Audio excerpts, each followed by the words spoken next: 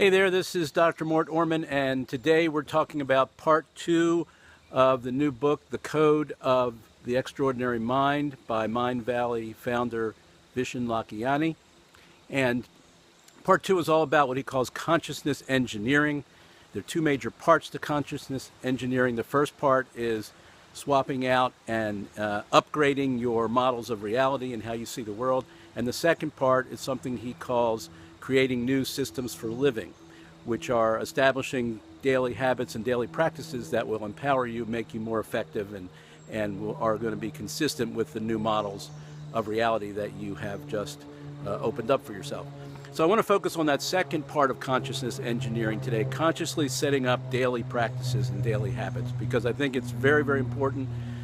In the book, he talks about a number of these practices that he uses on a daily basis. In fact, he's taken 6 of them that are very brief, and he's bundled them together into basically a system, a package of 6 discrete daily practices that he performs every day, and each one only takes a couple minutes, so the whole package, the whole series, only takes 15 to 20 minutes a day, and anybody can do it. If you want to learn about those, go read about them in the book. I'm not going to try to explain them here. He does it very well in the book. But I want to talk about the principle of having daily practices that empower you in your life.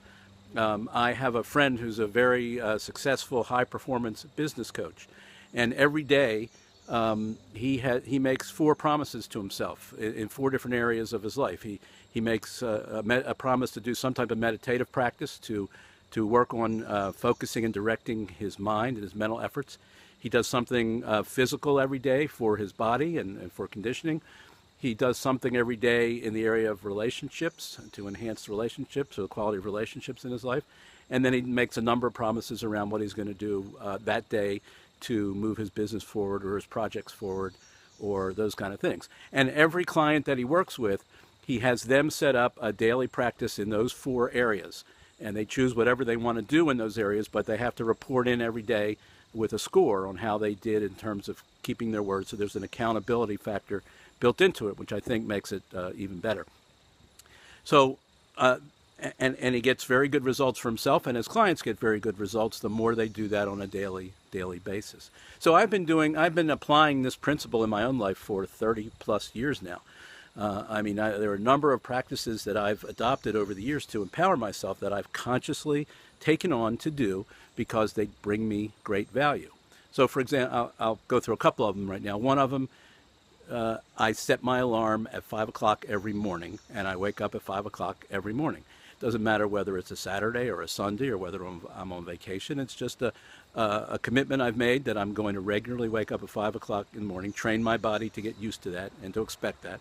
And that's something that I continue to do that gets me up and gets me going and gets me using my day effectively.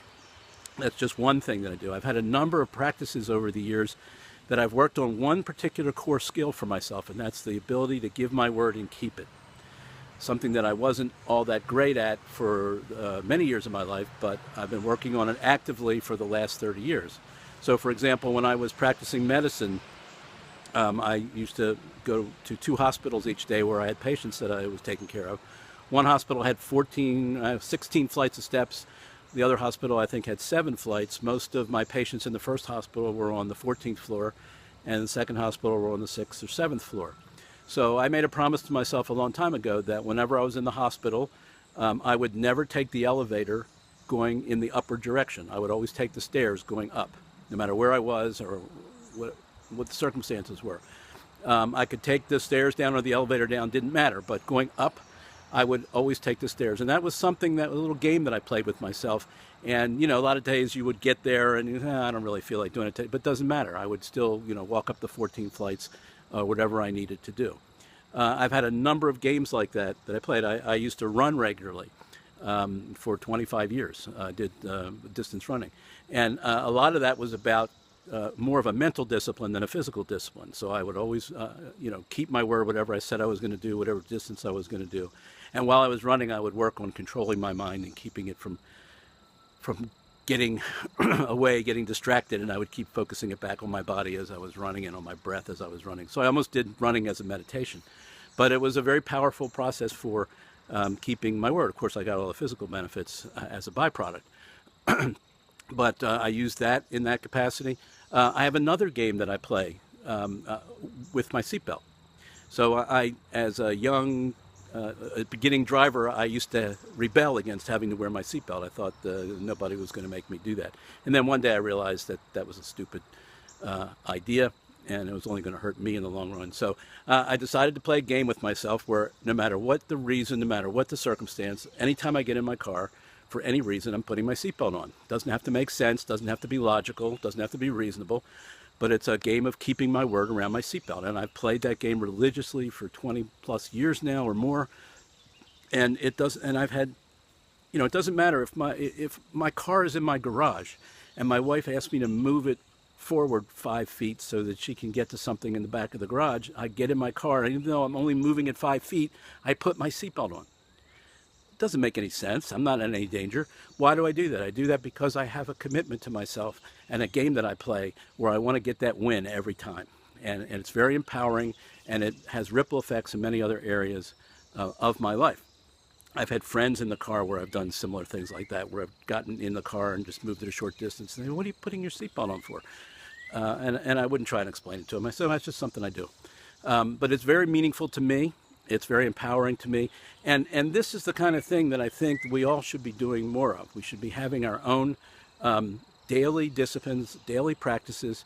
You may like the ones, as a matter of fact, the ones that Vishen recommends are very good. And if you don't already have daily practices, you may want to pick up this book, read it, and adopt some of the ones that he recommends. I may start adopting some of the ones that he recommends in here, but it's not so critical as to which exact ones you do. What's really critical is that you have self-empowering daily routines and daily disciplines that will move you forward, help you be more productive, help you be happier, help you move closer to achieving whatever goals you set for yourself. And that can be a very powerful thing to do. So I highly recommend it. Talk to you next time when we look at part 3 of this book.